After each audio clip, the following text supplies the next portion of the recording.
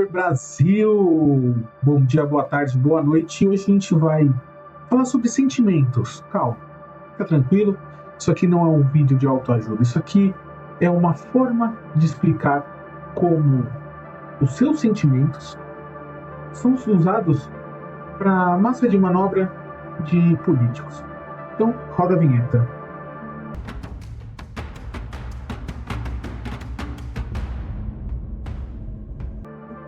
Vamos lá. Quem controla o medo contra as pessoas? Quem controla o medo que você sente controla a sua voz no quesito político. Hoje a gente demonstra com algumas falas, algumas reflexões, como emoções controlam a massa hoje na política que nós vivemos.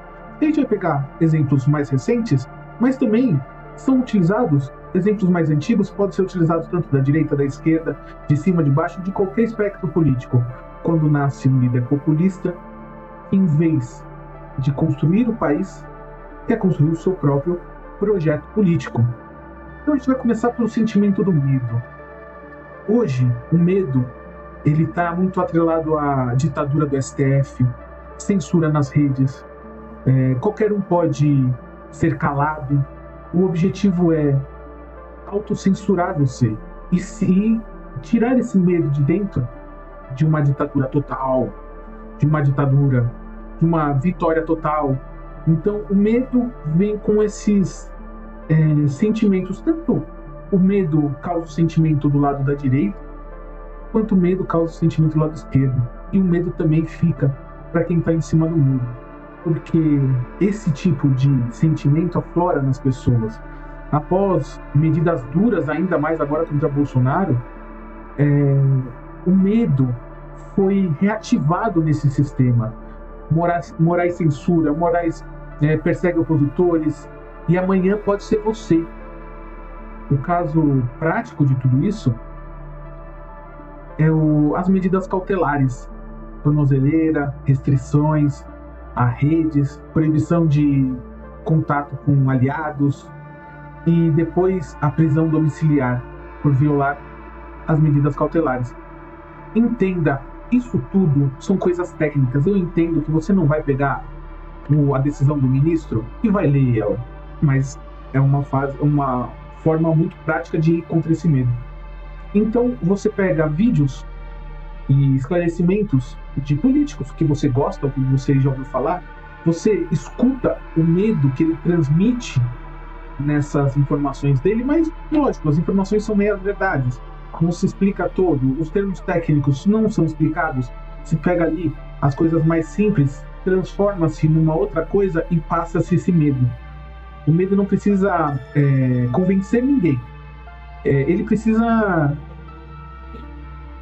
desencorajar as pessoas. Mesmo quem discorda da narrativa atual, de um lado ou do outro, baixa o tom, porque fica com medo.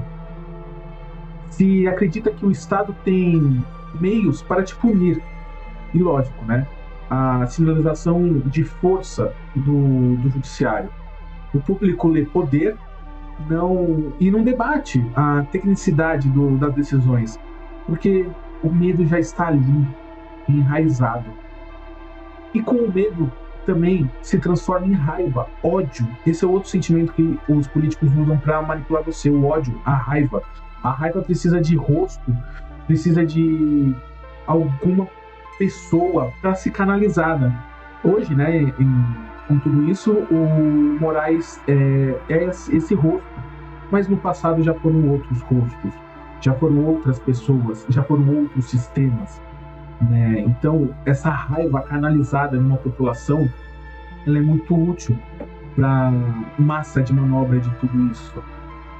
E nas ruas, a gente viu agora, no dia 3 de agosto, as manifestações pró-Bolsonaro em todo o país. Você pega muito dos discursos, eles começam sempre trazendo medo, e depois a raiva contra um sistema, a raiva contra uma pessoa.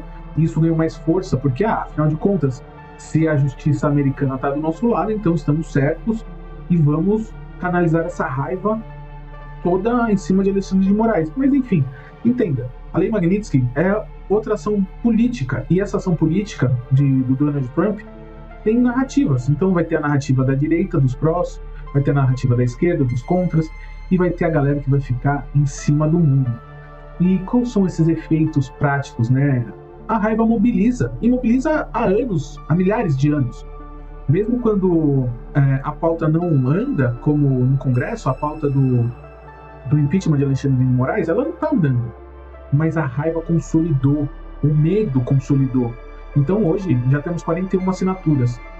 Aí você me fala, bom, quase metade do Senado. Sim, mas para um impeachment você precisa de 2/3. Você precisa de mais do que a metade. Então, isso nada mais é do que a raiva e o medo sendo consolidadas para mobilizar alguém, uma sociedade, para o bel prazer de uma pessoa, de um messias, de um líder. E isso acontece independente do lado que você esteja.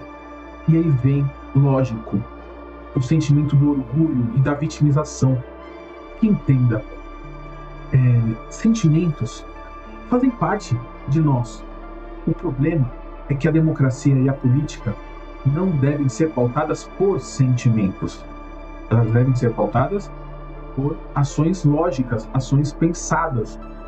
E a partir do momento que um líder traz para você o sentimento de vitimização, eu sou uma vítima, meu Deus, todos estão contra mim, olha, que orgulho ter esse líder como messias, como porta-voz dos nossos sentimentos.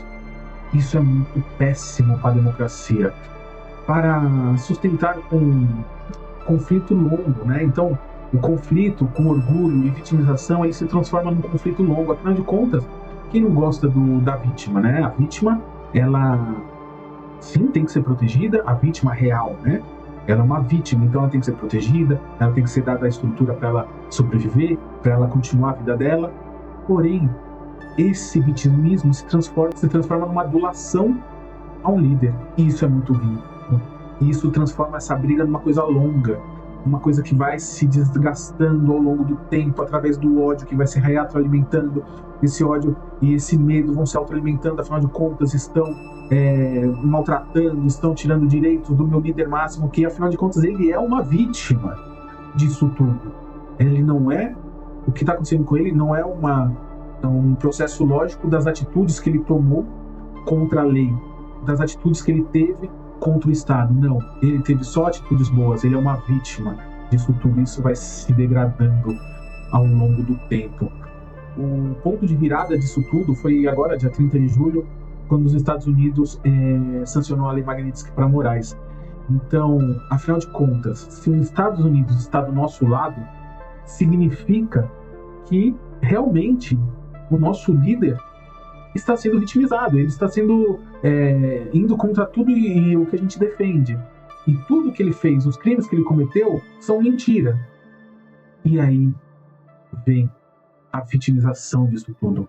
A magia da vitimização, juntado ao ódio que você já tem, porque você tem medo de tudo que estão te contando. Você canaliza esse ódio a uma pessoa, Alexandre de Moraes. E quem não é a favor de Alexandre de Moraes está do nosso lado. E quem vê Alexandre de Moraes como uma pessoa ruim, automaticamente tem que ver Jair Bolsonaro como uma vítima de Alexandre de Moraes. Então as lógicas se invertem, o sentimento toma conta do raciocínio lógico, e aí passa a ser massa de manobra, não passa a ser um ser pensante. E o efeito disso tudo, né, o orgulho e a vitimização reforça a lealdade. Porque, afinal de contas, se Jair Bolsonaro está sendo vítima, eu tenho que ser leal a ele. Independente dos crimes que ele cometeu, independente das falas que ele cometeu, independente se Eduardo está nos Estados Unidos cavando punições para o Brasil e interferindo no curso do processo com a Lei Magnitsky, são termos muito técnicos, são coisas muito abstratas. A minha raiva é mais importante. O meu medo disso virar uma ditadura total é mais importante, independente dos crimes que estamos cometendo. Independente se conseguimos ou não fazer manifestações em praças públicas, na Avenida Paulista, em todo o Brasil, isso é uma ditadura. E não tem nada a ver com ditadura. Basta ler meio parágrafo do AI-5, meio parágrafo de qualquer texto falando sobre como é uma ditadura. E aí vem, lógico, o cinismo e a apatia. Por que o cinismo e a apatia? O cinismo e a apatia não necessariamente acabam sendo sentimentos que afloram nos radicais de direita, nos radicais de esquerda. Esses dois sentimentos afloram nas outras pessoas, nas pessoas que são de direita, que são de esquerda, que até mesmo são de centro. Esse sentimento, a apatia é tipo, meu, isso tá tão maluco que vou deixar isso pra lá, nem vou me envolver com política. Hoje temos, na média, 35% da população se dizendo bolsonarista, 35% da população se dizendo bolsonarista, 70% da população. E o resto? E os outros 30% da população? Os outros 30% entram nesse sentimento. Olha, ninguém quer saber de política. Meu, não tô nem aí pra tudo isso. Isso é péssimo, porque quando esse sentimento aflora na população, deixa de acontecer o quê? Fiscalizações. Deixa de acontecer o quê? Debates construtivos. Deixa de acontecer a democracia. A democracia que é exatamente isso. A construção, a conversa, o entendimento, a evolução como sociedade para de acontecer. E aí fica-se sempre nessa polaridade. Ou eu sou petista, ou eu sou bolsonarista. E não existe só esses dois tipos de se pensar políticas no planeta. Existem vários outros tipos. Jeitos até melhores de se pensar política do que ser bolsonarista ou ser petista. Porém, a apatia e o cinismo dominam todo esse público que não está a fim de ser massa de manobra de político. Mas também, como tem tanta informação, tem tanta briga sobre esses dois lados, eles acabam tirando o pé e falaram, eu vou tocar minha vida, porque afinal de contas a política não paga minhas contas. E lógico, a gente, com esse público totalmente dividido, você vai sempre ter que ter uma euforia, uma esperança messiânica. Por que uma esperança messiânica? O bolsonarismo, a extrema-direita, o bom da vida nunca está no presente. Ou ela está no passado, na época da ditadura e tudo mais, ou ela está no futuro, quando nós conseguirmos nossos objetivos, que é instituir Alexandre de Moraes, deixar as redes livres para cometer crimes, enfim, não ter agências de checagem, enfim, poder fazermos o que quisermos ao ponto que quisermos, independente do que realmente aconteça. Então você entenda, é sempre o futuro. Vai ser o próximo. Aí o próximo vem e não é a felicidade. É o próximo vem e não é a felicidade. Não, Lei Magnitsky, quando chegar a Lei Magnitsky a gente ganha. Chegou a Lei Magnitsky, nada mudou. Não, o próximo é os tarifaços. Chegou os tarifaços, nada mudou. Agora é a liberdade de Bolsonaro. Então sempre está no futuro. Esse futuro não pode chegar. Não pode.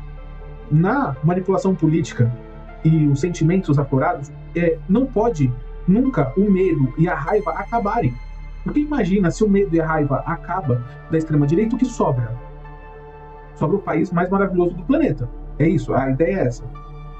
Mas não, mesmo quando estavam no poder, quando Bolsonaro era presidente, e o Lula aconteceu muito isso no primeiro e segundo mandato, mesmo quando estavam no poder, mesmo quando fizeram coisas boas, essas coisas boas não eram o fim. Sempre tem o próximo. Porque, lógico, a sociedade é imperfeita, novos problemas surgem. Então, nunca a sociedade vai estar perfeita. Nunca, jamais. Porque, independente de quantos milhões de anos passem, se não tiver problemas na sociedade, não há por que ter políticos. Se a sociedade já está totalmente perfeita, o que os políticos irão fazer? Irão ser eleitos para fazer nada? Não, eles têm que fazer alguma coisa. Tem que ter problemas para eles se eleger políticos. Problemas novos vão surgir, problemas antigos vão deixar de existir, e assim vai ser o resto da humanidade. Certo? Então, sempre vai ter que ter um grande final, um momento de ápice da nossa história, e sempre vai ser no futuro, e nunca esse futuro vai poder chegar. Certo?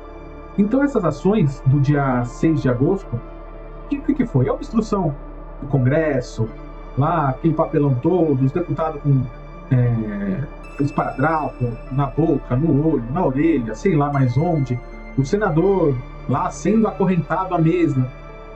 O que é isso? Isso, efetivamente, não tem muita ação parlamentar. Alguns vão ser punidos com mandato suspenso, outros fizeram cortes pro TikTok deles, vai ser pego isso na época da eleição, mas efetivamente nada mudou. O que mudou? É que se deu mais gás, deu mais simbologia a tudo isso. Afinal de contas, você tem os seus ritos, você tem que ter os ritos, você tem que colocar as pessoas na rua, pensando todo mundo igual, mostrando poder, mostrando que estão com medo, mostrando que estão com raiva. Isso faz parte do jogo político. Em ditaduras não é normal ter desfile cívico, então mostra lá todo o poder do ditador de arma, tanque, bomba, enfim. Na Rússia sempre tem, na China sempre tem. Então essas demonstrações de poder, de mobilização, de aglutinamento de pessoas com sentimentos iguais fazem parte da massa de manobra.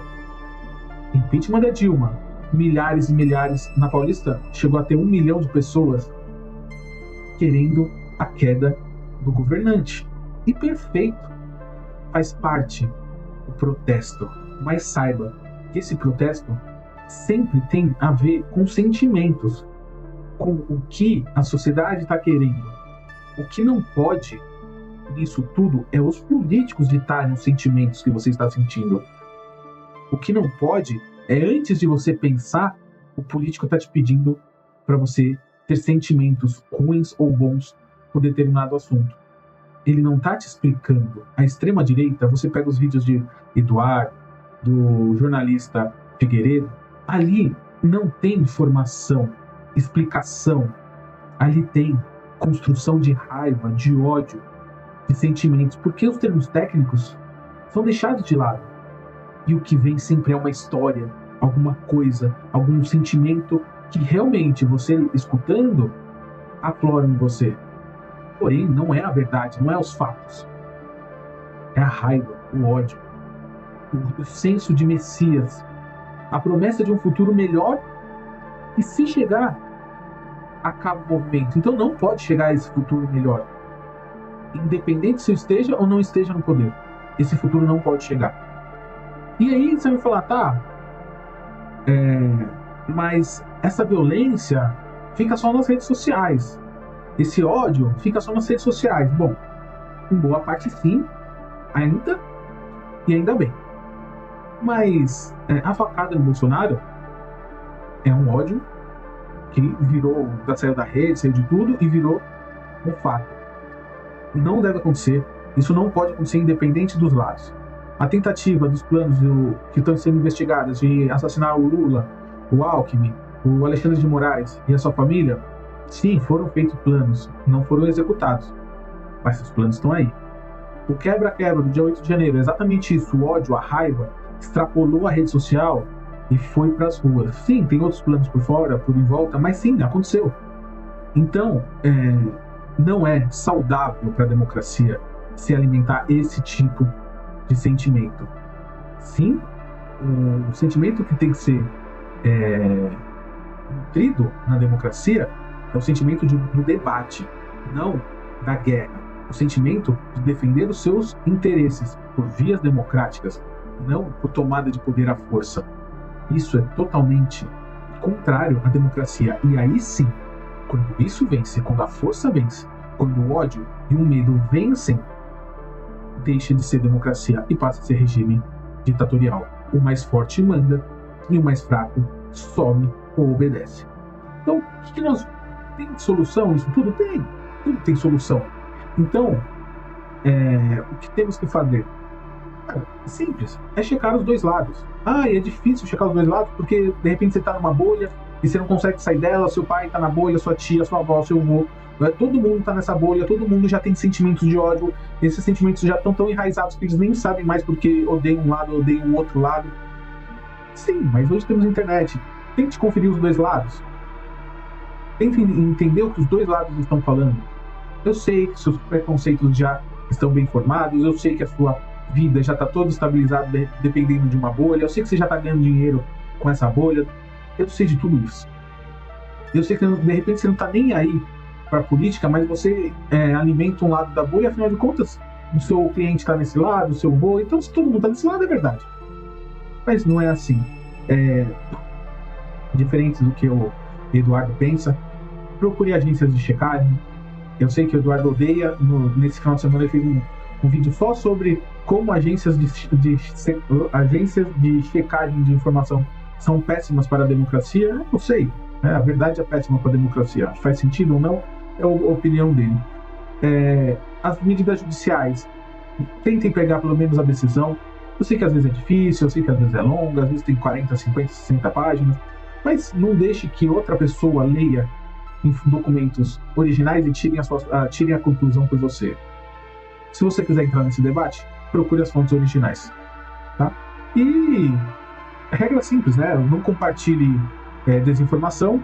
Se você não tem certeza que aquilo é verdade, ou se você acha que aquela fonte que você está usando ela está sendo manipulada, procure outras fontes.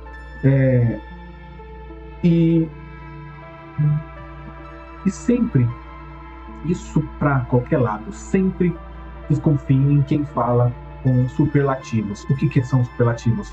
Ditadura total, vitória total, destruição total, tudo que for superlativo, desconfie. Na democracia não existe uma vitória total, não existe ditadura total, não existe nada totalitarismo. Até mesmo as vitórias de projetos de lei no Congresso e no Senado normalmente não são totais.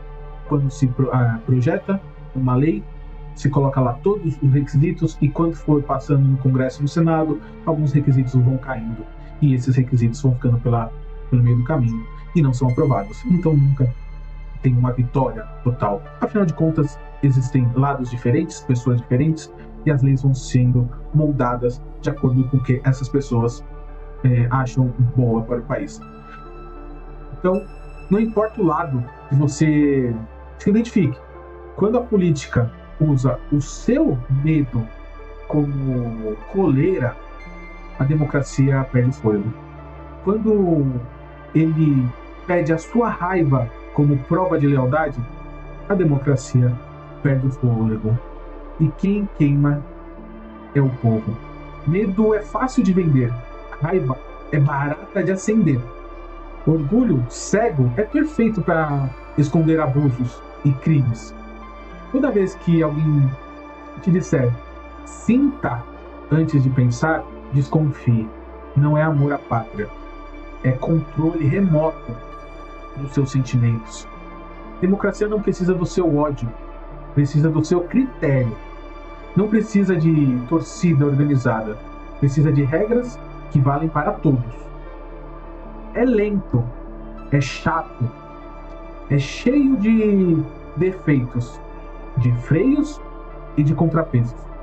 E é isso que nos protege de salvadores da pátria. Aqui eu falo vídeo sim, vídeo não. Não existe um único político salvador da pátria.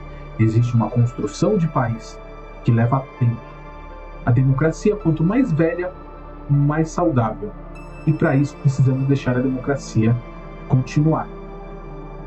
Pergunte sempre quem lucra com o seu medo, com a sua raiva, com o seu sentimento de Messias. Quem ganha com esses sentimentos? O que estão escondendo por trás do meu orgulho? Se resposta for um projeto de poder, feche a torneira da emoção e abra a verificação. Respire, cheque os fatos e divirja sem ódio. Porque os governos passam, líderes passam, bolhas estouram, mas o que sobra é a qualidade do nosso debate, e isso está faltando. O debate é a saúde das nossas instituições. Seus sentimentos são humanos, e todos nós temos. Transformá-los em ferramenta de manipulação é o que é desumano. E quando isso vira método, quem perde não é a esquerda nem a direita. Quem perde é a democracia. Muito obrigado, deixe o seu like e valeu!